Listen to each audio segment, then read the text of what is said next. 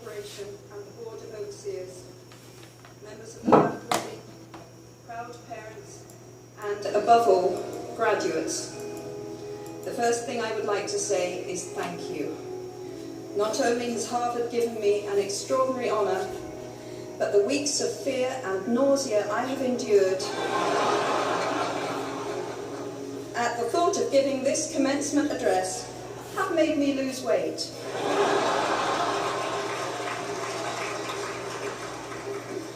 A win-win situation. Now all I have to do is take deep breaths, squint at the red banners, and convince myself that I am at the world's largest Gryffindor reunion.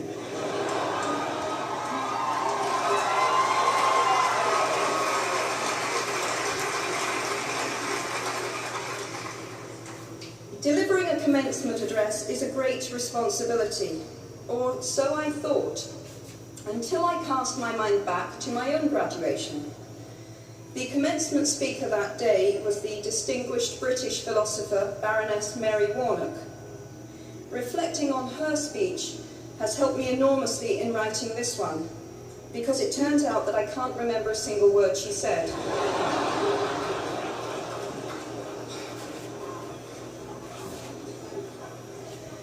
This liberating discovery enables me to proceed without any fear that I might inadvertently influence you to abandon promising careers in business, the law, or politics for the giddy delights of becoming a gay wizard.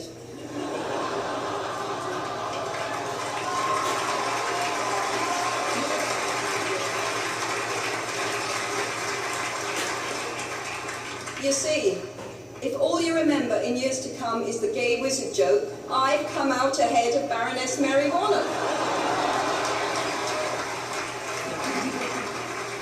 Achievable goals, the first step to self-improvement. Actually, I have racked my mind and heart for what I ought to say to you today.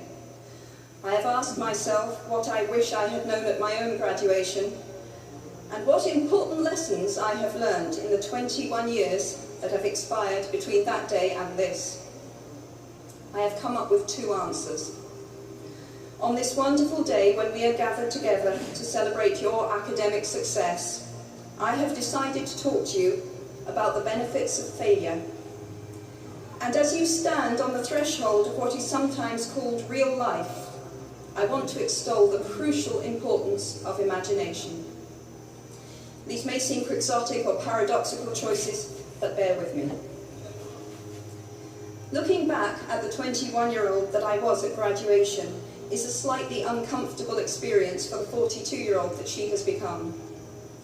Half my lifetime ago, I was striking an uneasy balance between the ambition I had for myself and what those closest to me expected of me. I was convinced that the only thing I wanted to do, ever, was write novels.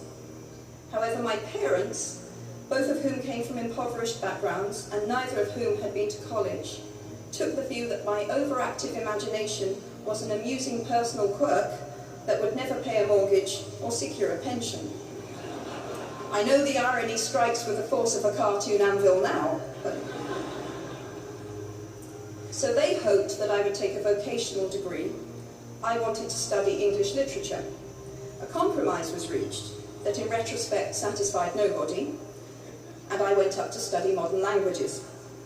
Hardly had my parents' car rounded the corner at the end of the road than I ditched German and scuttled off down the classics corridor. I cannot remember telling my parents that I was studying classics. They might well have found out for the first time on graduation day. Of all the subjects on this planet, I think they would have been hard put to name one less useful than Greek mythology when it came to securing the keys to an executive bathroom. Now, I would like to make it clear in parenthesis that I do not blame my parents for their point of view. There is an expiry date on blaming your parents for steering you in the wrong direction.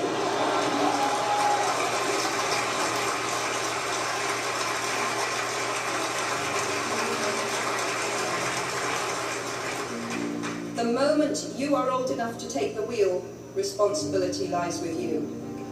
What is more, I cannot criticise my parents for hoping that I would never experience poverty.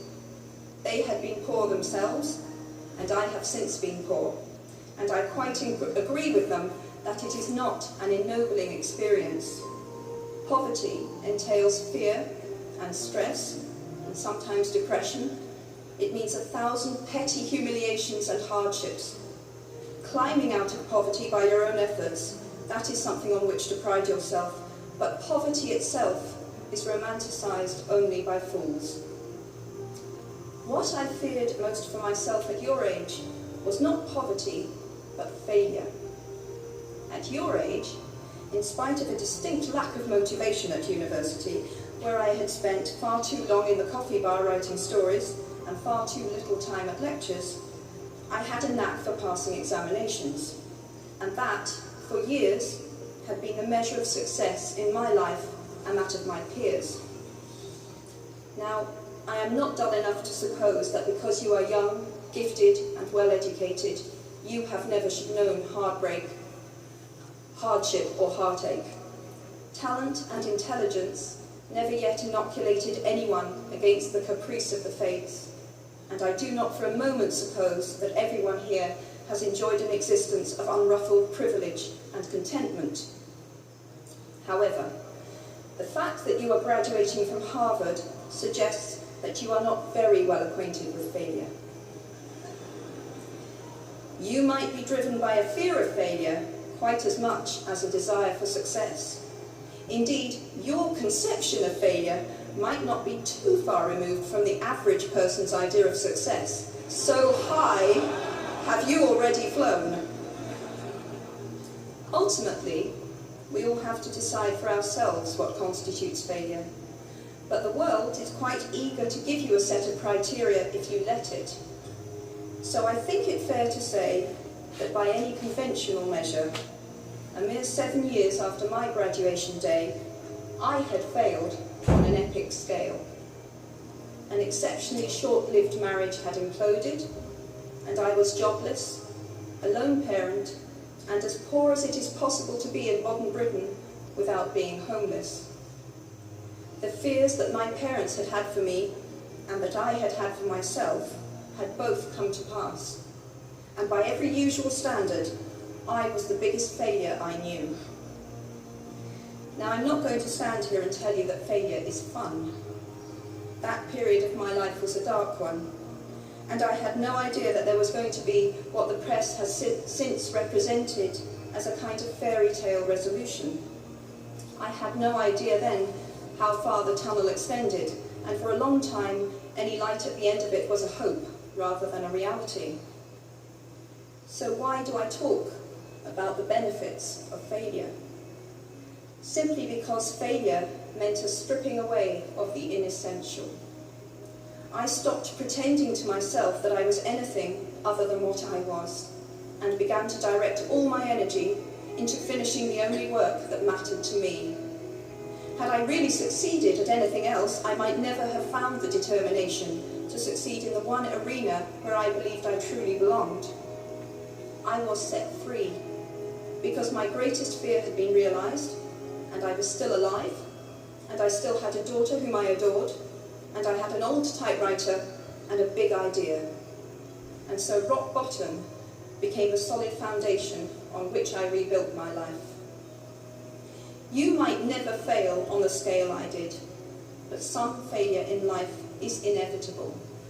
It is impossible to live without failing at something, unless you live so cautiously that you might as well not have lived at all, in which case you fail by default. Failure gave me an inner security that I had never attained by passing examinations. Failure taught me things about myself that I could have learned no other way. I discovered that I had a strong will, and more discipline than I had suspected. I also found out that I had friends whose value was truly above the price of rubies. The knowledge that you have emerged wiser and stronger from setbacks means that you are, ever after, secure in your ability to survive. You will never truly know yourself, or the strength of your relationships until both have been tested by adversity. Such knowledge is a true gift for all that it is painfully won, and it has been worth more than any qualification I ever earned.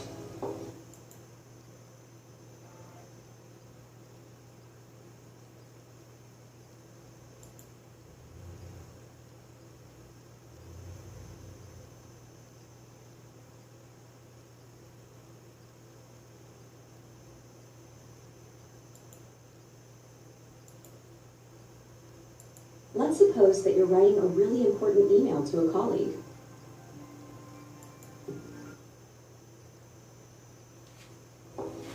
So given a time turner, I would tell my 21-year-old self that personal happiness lies in knowing that life is not a checklist of acquisition or achievement. Your qualifications, your CV, are not your life, though you will meet many people of my age and older who confuse the two. Life is difficult and complicated and beyond anyone's total control, and the humility to know that will enable you to survive its vicissitudes. Now you might think that I chose my second theme, the importance of imagination, because of the part it played in rebuilding my life, but that is not wholly so. Though I personally will defend the value of bedtime stories to my last gasp, I have learned to value imagination in a much broader sense. Imagination is not only the uniquely human capacity to envision that which is not, and therefore the fount of all invention and innovation. In its arguably most transformative and revelatory capacity, it is the power that enables us to empathise with humans whose experiences we have never shared. One of the greatest formative experiences of my life preceded Harry Potter, though it informed much of what I subsequently wrote in those books. This revelation came in the form of one of my earliest day jobs. Though I was sloping off to write stories during my lunch hours, I paid the rent in my early 20s by working at the African Research Department of Amnesty International's headquarters in London. There in my little office, I read hastily scribbled letters smuggled out of totalitarian regimes by men and women who were risking imprisonment to inform the outside world of what was happening to them. I saw photographs of those who had disappeared without trace, sent to amnesty by their desperate families and friends. I read the testimony of torture victims and saw pictures of their injuries. I opened handwritten eyewitness accounts of summary trials and executions, of kidnappings and rapes. Many of my co-workers were ex-political prisoners, people who had been displaced from their homes or fled into exile because they had the temerity to speak against their governments. Visitors to our offices included those who had come to give information or to try and find out what had happened to those they had left behind. I shall never forget the African torture victim, a young man no older than I was at the time, who had become mentally ill after all he had endured in his homeland. He trembled uncontrollably as he spoke into a video camera about the brutality inflicted upon him. He was a foot taller than I was and seemed as fragile as a child. I was given the job of escorting him back to the underground station afterwards, and this man, whose life had been shattered by cruelty, took my hand with exquisite courtesy and wished me future happiness. And as long as I live, I shall remember walking along an empty corridor and suddenly hearing, from behind a closed door, a scream of pain and horror such as I have never heard since.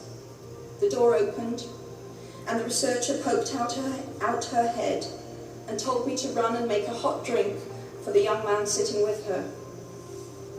She had just had to give him the news that in retaliation for his outspokenness against his country's regime, his mother had been seized and executed.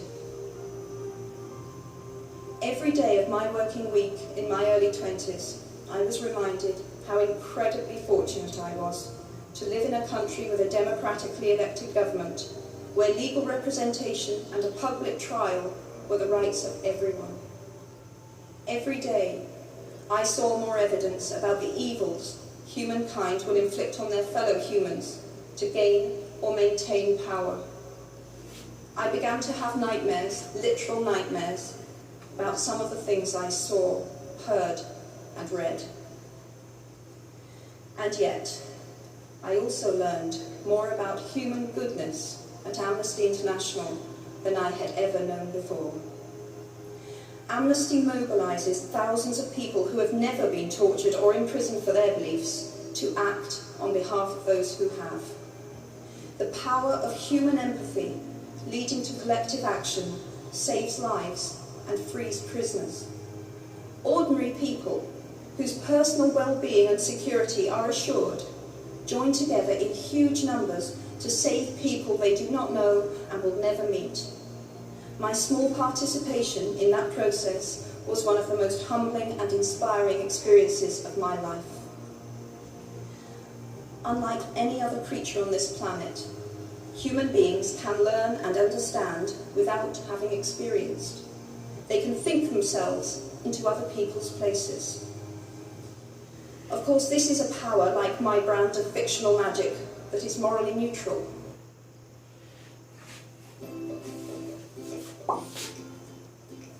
무작정 다시 시작하게 됐어. 넌 꼭 영어 공부를?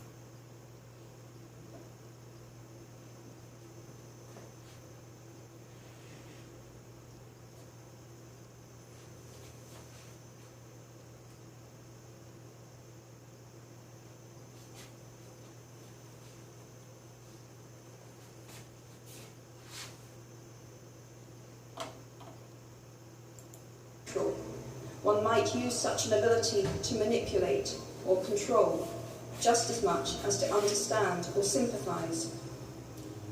And many prefer not to exercise their imaginations at all. They choose to remain comfortably within the bounds of their own experience, never troubling to wonder how it would feel to have been born other than they are. They can refuse to hear screams or peer inside cages. They can close their minds and hearts to any suffering that does not touch them personally. They can refuse to know. I might be tempted to envy people who can live that way, except that I do not think they have any fewer nightmares than I do. Choosing to live in narrow spaces leads to a form of mental agoraphobia, and that brings its own terrors. I think the willfully unimaginative see more monsters. They are often more afraid. What is more, those who choose not to empathise enable real monsters. One of the many things I learned at the end of that classics corridor down which I ventured at the age of 18 in search of something I could not then define was this, written by the Greek author Plutarch. What we achieve inwardly will change outer reality. That is an astonishing statement, and yet proven 1,000 times every day of our lives. It expresses in part our inescapable connection with the outside world, the fact that we touch other people's lives simply by existing. But how much more are you, Harvard graduates of 2008, likely to touch other people's lives? Your intelligence, your capacity for hard work, the education you have earned and received, give you unique status and unique responsibilities. Even your nationality sets you apart. The great majority of you belong to the world's only remaining superpower. The way you vote, the way you live, the way you protest, the pressure you bring to bear on your government has an impact way beyond your borders. That is your privilege and your burden.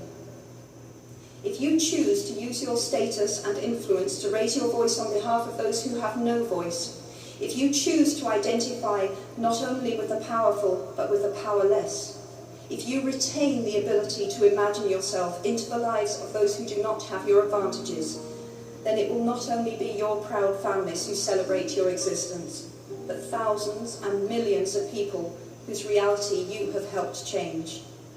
We do not need magic to transform our world. We carry all the power we need inside ourselves already. We have the power to imagine better. I'm nearly finished. I have one last hope for you. which is something that I already had at 21. The friends with whom I sat on graduation day have been my friends for life. They are my children's godparents, the people to whom I've been able to turn in times of real trouble, people who have been kind enough not to sue me when I took their names for Death Eaters.